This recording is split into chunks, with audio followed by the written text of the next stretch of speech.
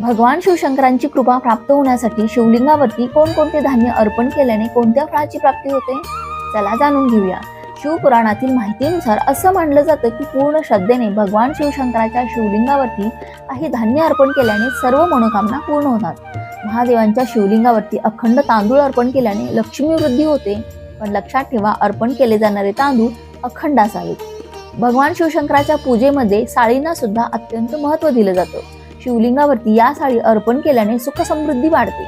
भगवान शिवशंकरांना गहू अर्पण केल्याने संतान प्राप्ती होते। शिवलिंगावरती हिरवे मूग अर्पण केल्याने सांसारिक सुखामध्ये वृद्धी होते। शिवपुराणातील माहितीनुसार शिवलिंगावरती तुरीच्या डाळीची पाने अर्पण केल्याने सर्व प्रकारच्या सुखाची प्राप्ती होते। त्याचबरोबर काळे तीळ शिवलिंगावरती अर्पण केल्याने सर्व पाप नष्ट होतात। महादेवांना फुले, धूप, दीप दाखवून नारळ अर्पण केल्याने पूजेचे पूर्ण फळ प्राप्त होते। व्हिडिओ आवडल्यास लाईक, सबस्क्राईब करा। श्री स्वामी समर्थ।